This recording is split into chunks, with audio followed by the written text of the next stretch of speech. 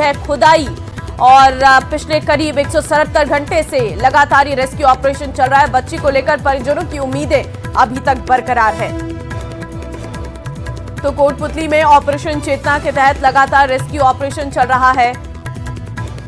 राजस्थान में अब तक का सबसे बड़ा रेस्क्यू ऑपरेशन है ये, जहां पर बच्ची को लेकर परिजनों की उम्मीद अभी भी बरकरार है। मेरा नाम तेजा सोनी है। मैं वो चेकना बोरबिल में फंसी हुई ना, उसको जल्दी से बाहर निकलिए आइए, क्योंकि मैं लोगों को भी ये कहना चाह रही हूँ, बोरबिल को खुला ना छोड़िए, हम छोटे बच्चे गिर जाएंगे, इसलिए चेकना को जल्दी से बाहर निकालिए। तो हीरालाल हमारे संवाददाता इस वक्त लाइव हमारे साथ है। हीरालाल, फिलहाल रेस्क्यू ऑपरेशन में क्या चल रहा है? और क्योंकि टनल की जो खुदाई है वो लगातार की जा रही थी, अभी क्या अपडेट है आपके पास? कितनी खुदाई हो चुकी है? जी, मैं बताना चाहूँगा पिछले 177 घंटों से लगातार बच्ची को बचाने का जो रेस्क्यू ऑपरेशन है वो लगातार जारी है। 23 दिसंबर के दोपहर 2 बजे बच्ची इसमें बोरवेल के गड्ढे में गिरी थी। उसके बाद लगातार एसडीआरएफ के जवान, एनडीआरएफ के जवान हैं जो उस बच्ची को बाहर निकालने के प्रयास में जुटे हुए हैं। लेकिन अभी जो ताज़ा स्थिति है कि जो टनल बनाया जा रहा है वो 7 फीट तक की खुदाई की जा चुकी है, क्योंकि टनल में हार्ड रॉक की जो चट्टान है वो इतनी सख्त है कि जो ड्रिल मशीन के जो बिट्स हैं वो टूट तक जाते हैं। जो उपकरण उनके पास है, तस्वीरों में हमने दिखाएंगे भी कि जिस प्रकार से जो चट्टान का स्वरूप है, जो चट्टान है कितनी सख्त चट्टान है कि वहाँ बिट्स भी काम नहीं कर पा रहे, नीचे स्पेस भी कम है, ऑक्सीजन लेवल भी कम है, साथ ही जो हीटिंग है, जो वहाँ का क्लाइमेट है वो काफ़ी गर्म है। इस वजह से जो स्पेस कम होने की वजह से जो जवान नीचे उतरे हैं, जो 3 सदस्यीय जो टीम है इस रेस्क्यू ऑपरेशन को अंजाम देने में लगे हुए हैं, टनल की खुदाई करने में लगे हुए हैं, उनको काफी चुनौतियों का सामना करना पड़ रहा है। क्योंकि जब ड्रिल करते हैं, उस चट्टान को तोड़ने का प्रयास किया जाता है, तो जो डस्ट उड़ रही है वो कहीं ना कहीं उनके स्वास्थ्य को भी नुकसान पहुंचा सकती है। जो पत्थर के टुकड़े उस चट्टान से ड्रिल करने के दौरान टूटकर बिखरते हैं वो उनकी आंख में जा सकते हैं। हालांकि उनको इंतजामात सारे उनके सुरक्षा के किए गए हैं, लेकिन फिर भी जो स्पेस कम होने की वजह से और सख्त चट्टान होने की वजह से कहीं ना कहीं काफ़ी परेशानियों का सामना उनको करना पड़ रहा है। कल शाम 5 बजे से लगातार जो टनल की खुदाई की जा रही है, तो रात से अभी तक मात्र सख्त इतनी जो चट्टान है कि कल रात से अब तक मात्र 2 फीट की खुदाई की जा सकती है। इससे इस बात का अंदाजा लगाया जा सकता है कि जो चट्टान है वो चट्टान न होकर एक पहाड़ नुमा जो है चट्टान उसको बताया जा रहा है। और इतना सख्त पत्थर है कि आप अंदाजा लगा सकते हैं कि पिछले 12 घंटे में मात्र 2 फीट की दूरी तय की गई है।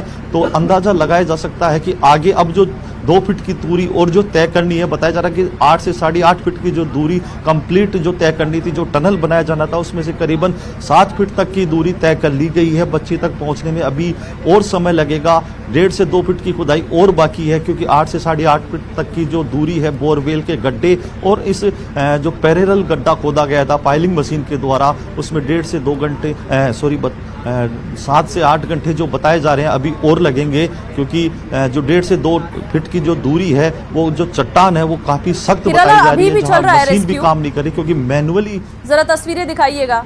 जी बिल्कुल, अभी भी रेस्क्यू। जी, मैं बताना चाहूँगा कि वो जो होल है जहाँ कुछ लोग जो एनडीआरएफ के जवान हैं वो वहाँ लगातार जो नीचे रेस्क्यू ऑपरेशन के लिए नीचे जवान उतरे हुए हैं, उनसे संवाद किया जा रहा है। जो पाइप उसके जरिए नीचे डाला गया है उससे वो लगातार उनसे संवाद कर रहे हैं, उनकी स्थिति के बारे में पूछ रहे हैं, किसी प्रकार की उनको परेशानी ना हो, स्वास्थ्य संबंधी जानकारी ले रहे हैं, चट्टान के बारे में जानकारी ले रहे हैं, जो नीचे उनके द्वारा रेस्क्यू किया जा रहा है, चट्टान को तोड़ने का काम किया जा रहा है, वो सारी स्थिति से वाकिफ होने के लिए इस पाइप के जरिए ये जवान खड़े हैं, लगातार उन पर निगरानी बनाए हुए हैं। सीसीटीवी कैमरा में नीचे डाला गया है। आप ये देख सकते हैं महावीर प्रसाद जी जो असिस्टेंट सब इंस्पेक्टर हैं एनडीआरएफ के, वो लगातार इस मॉनिटर के जरिए नीचे की जो जितनी भी गतिविधियां हैं वो इस मॉनिटर के जरिए निगरानी रखे हुए हैं। पल पल की अपडेट जो नीचे रेस्क्यू ऑपरेशन किया जा रहा है, उस टनल की खुदाई की जा रही है, वो लगातार इस मॉनिटर के जरिए देखने का वो प्रयास कर रहे हैं। किसी प्रकार की जो दिक्कत होती है तुरंत ये मैसेज उन तक कन्वे होता है और उस जो जवान नीचे है उसको प्रॉब्लम होने पर उसको बाहर निकाल लिया जाता है, उसकी जगह टीम का दूसरा सदस्य नीचे भेजा जाता है और लगातार उस चट्टान को तोड़ने की जो कोशिश है वो एनडीआरएफ के जवानों की तरफ से की जा रही है। हालांकि बताया जा रहा है कि प्रदेश का सबसे लंबा रेस्क्यू ये कोटपुतली के कीरतपुरा गाँव का बन चुका है, क्योंकि इससे पहले जो गंगापुर सिटी में एक रेस्क्यू ऑपरेशन हुआ था जिसमें 7 दिन बाद उस महिला को बोरवेल के गड्ढे से निकाला गया था, लेकिन यहाँ जो 8वां दिन अब शुरू हो चुका है तो कहा जा सकता है कि यह प्रदेश का इन्हीं देश का सबसे लंबा रेस्क्यू ऑपरेशन होने वाला है, क्योंकि जिस प्रकार से 177 घंटे बीत चुके हैं तो अभी भी समय की कोई निश्चितता नहीं कि बच्ची कब बोरवेल के गड्ढे से बाहर आएगी, क्योंकि अभी भी जो 2 फीट की खुदाई होना बाकी है टनल की, उसके बाद एल बैंड में भी जो खुदाई होना बाकी है, क्योंकि चट्टान है तो स्वाभाविक है कि पत्थर बड़ा सख्त है।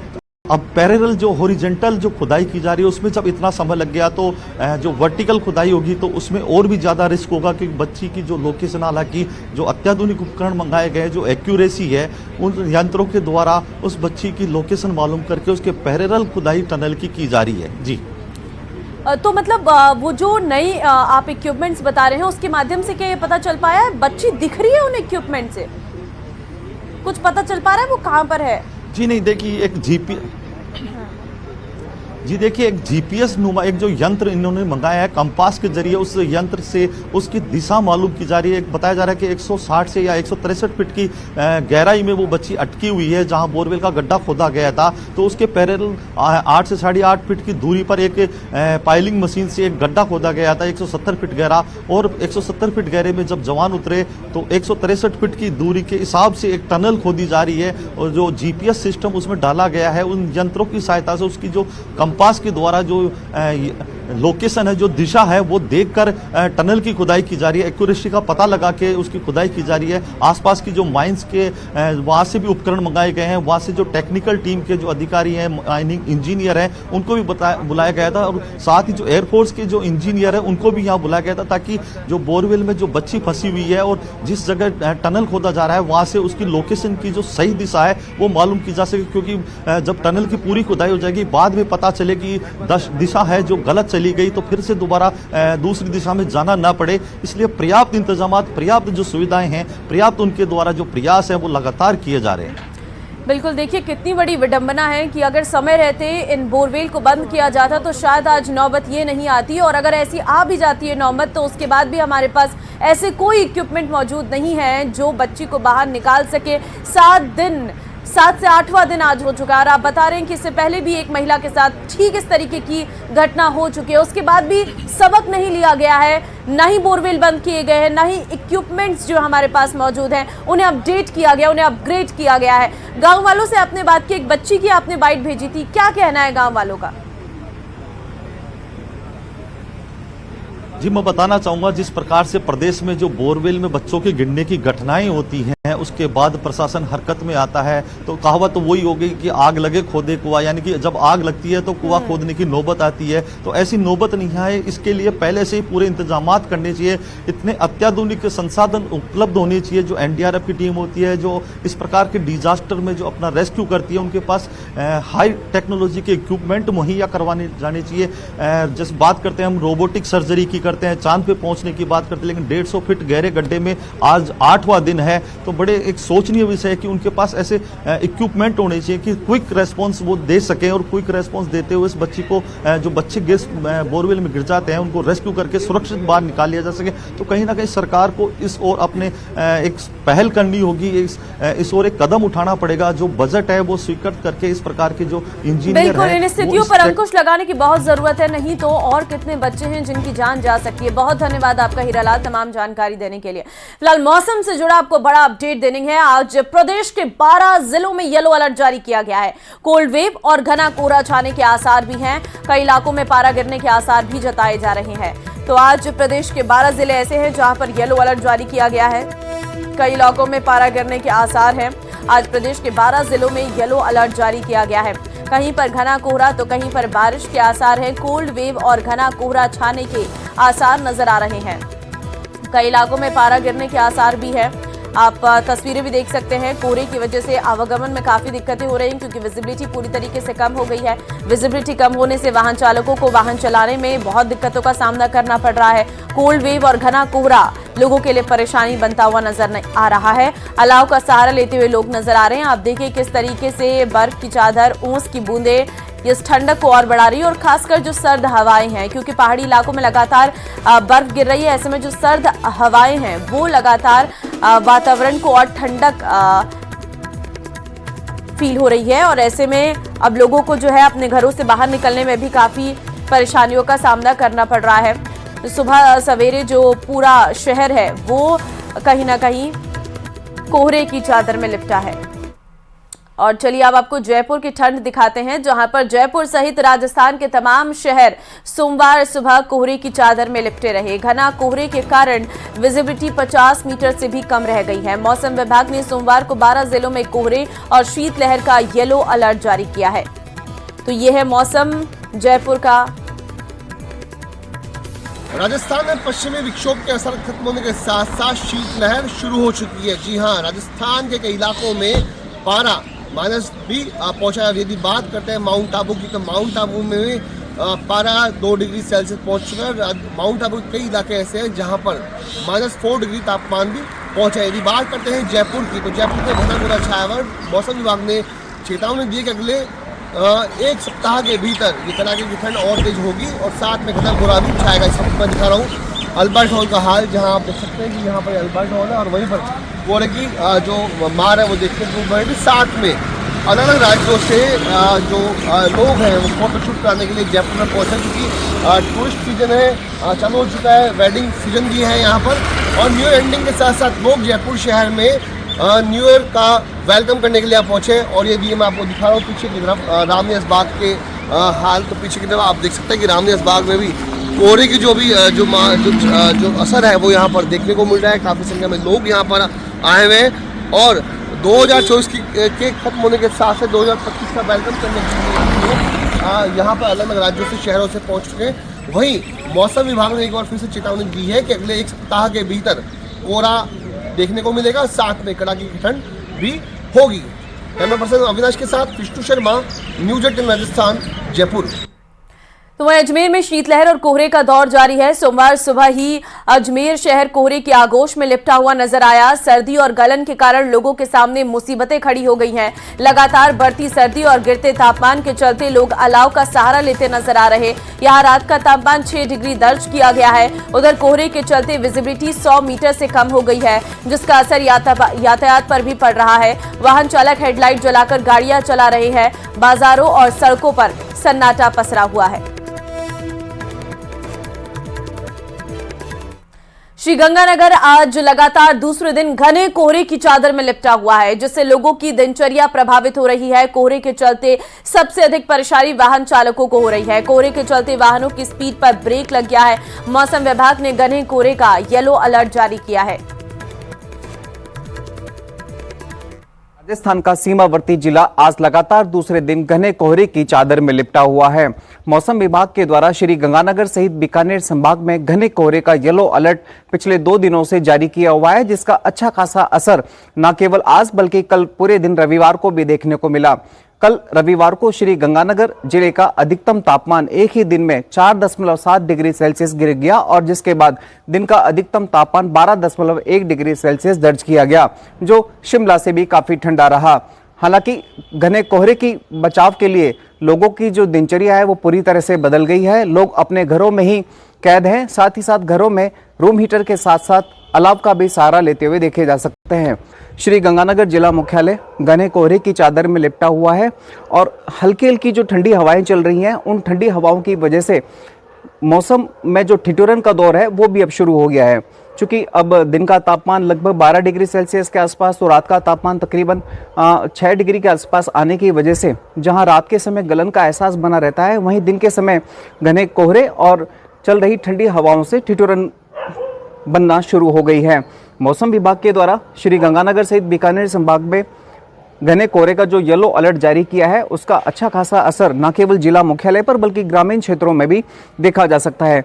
हालांकि ये जिला मुख्यालय की तस्वीरें हैं, यदि हम ग्रामीण क्षेत्रों की तरफ बढ़ेंगे तो ये कोहरा और ज्यादा घना हो जाता है, जिससे दृश्यता काफी ज्यादा प्रभावित हो रही है। और चलिए बात उदयपुर की कर लेते हैं। उदयपुर में कोहरा छटने के बाद अचानक फिर तेज सर्दी का असर देखने को मिला है।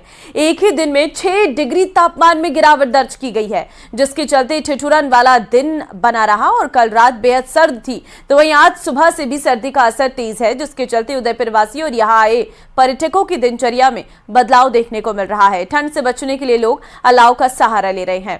उदयपुर से जानकारी दे रहे हैं संवाददाता कपिल श्रीमाली।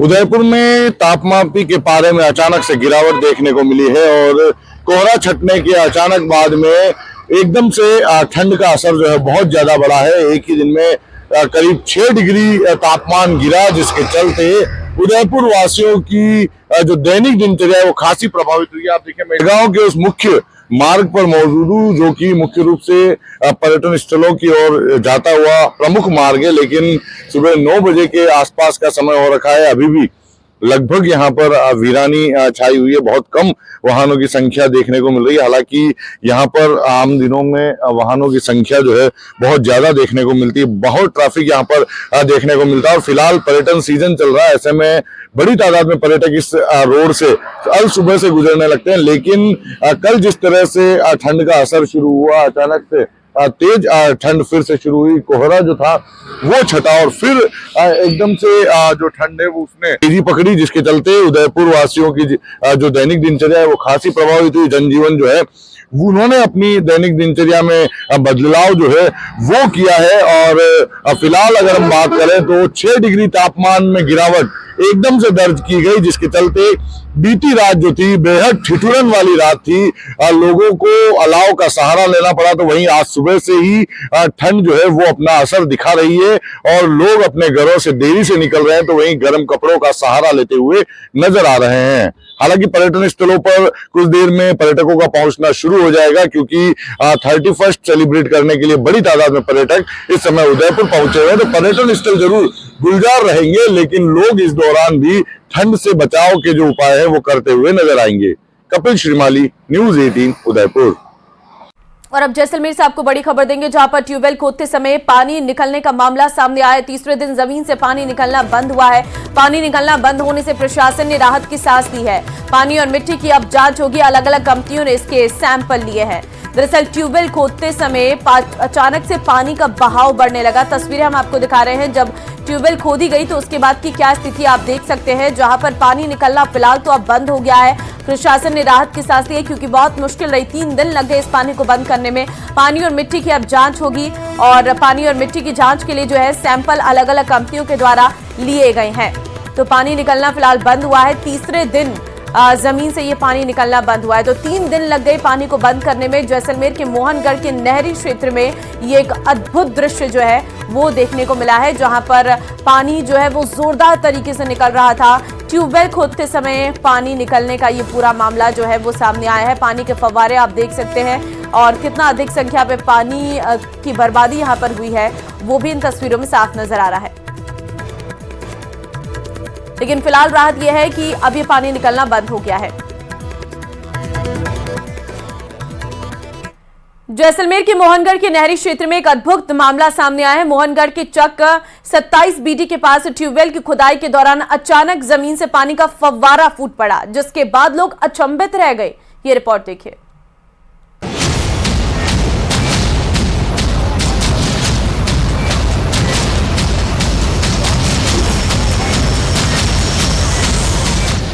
फटी जमीन, फूटा फव्वारा, रेगिस्तान में अनोखा नजारा।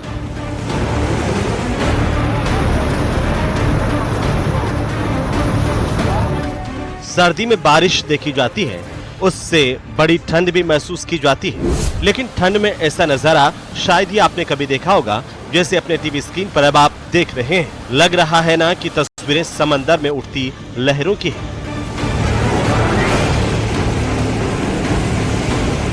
लेकिन आप ये जानकर हैरान रह जाएंगे कि उछल कूद मचाती लहरों की ये तस्वीरें जैसलमेर से आई हैं।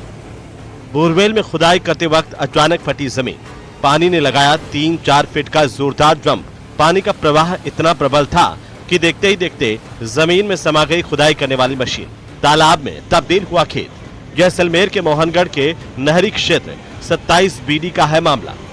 अभी तक कोई प्रशासन पूरी नींद में सूता है और ये 2 मुरबा मेरा जीरा है नाश हो गया, मकान के अंदर पानी आ गया और हमारे खुद के ट्रैक्टरों से इसको ये रेता डाल के कम से कम 5-5 फुट हमने रेता डाला है। अभी तक प्रशासन कोई भी हमारे पास सूद लेने के लिए नहीं आया है। इस अनोखी घटना के बाद प्रशासन और स्थानीय लोगों में चिंता है। प्रशासन ने घटनास्थल से लोगों को 500 मीटर दूर रहने की अपील की है और गांव में पुलिस चौकी भी बना दी गई है। इधर मामले पर भूजल वैज्ञानिक नारायण दास कहते हैं कि दावों के उलट मौके पर गैस के रिसाव जैसी स्थिति नहीं दिखाई दे रही। और तो मुझे नहीं लगता कि गैस की वजह से हो रहा है, क्योंकि गैस के ना तो गैस अगर होती तो पानी के साथ में कुछ बुलबुले जैसी भी कंडीशन होती या बदबू या जो खुशबू कहे कुछ भी कह दें, गैस की जो स्मेल होती वो भी आती। लोग धूम्रपान भी कर रहे थे और जो वहाँ पे 1-2 किसान रहते हैं वो लोग चाय वगैरह भी बनाई। तो ऐसा कुछ होता तो वातावरण में सभी का मौसम है तो थोड़ी बहुत लग भी जाता है वास्तव में यहाँ पे। भूजल वैज्ञानिक डॉक्टर नारायण दास के मुताबिक हमारे यहाँ सैंडस्टोन और कठोर मिट्टी के नीचे पानी मिलता है जो स्टोन और मिट्टी में दबा रहता है। जैसे इन परतों को तोड़कर वहां तक जाते हैं तो पानी प्रेशर से ऊपर उठ जाता है। भूजल वैज्ञानिक की बात अपनी जगह है, लेकिन फिलहाल इलाके के बाशिंदे प्रकृति की इस लीला को अपने लिए विपत्ति मान रहे हैं और जिम्मेदारों से मदद की गुहार लगा रहे हैं। न्यूज़ 18 राजस्थान के लिए जैसलमेर से सावलदान रत्नों की रिपोर्ट।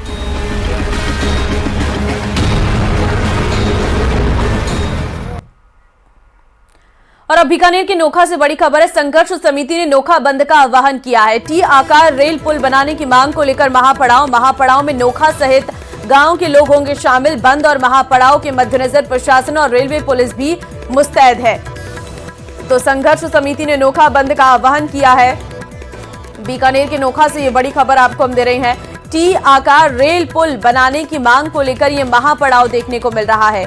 दरअसल आपको बता दें कि बंद और महापड़ाव के मद्देनजर पुलिस और रेलवे पुलिस भी पूरी तरीके से मुस्तैद है। महापड़ाव में नोखा सहित गांव के लोग इसमें शामिल होंगे। टी आकार रेल पुल बनाने की मांग पर ये अड़े हुए हैं। संघर्ष समिति ने नोखा बंद का आह्वान भी किया है।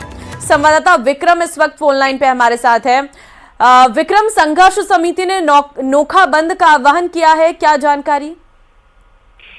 देखिए, पिछले 14 दिनों से जो है ये संघर्ष समिति है वो यहाँ धरना और प्रदर्शन कर रही है और इसमें रेल प्रशासन के अधिकारियों के साथ भी इनकी बात हुई है, प्रशासन के साथ भी बात हुई है। लेकिन मांग जो है संघर्ष समिति की वो ये है कि जो ये रेल पुल जो बनना है वो टी आकार का बनाया जाए, जबकि रेलवे की तरफ से ये एल आकार का जो है सैंक्शन हुआ है और उसका एक काम भी इन्होंने स्टार्ट करने की कोशिश यहाँ की थी। तो फिर संघर्ष समिति के लोगों ने मौके पर पहुंचकर एक बार काम को बंद करा दिया गया था।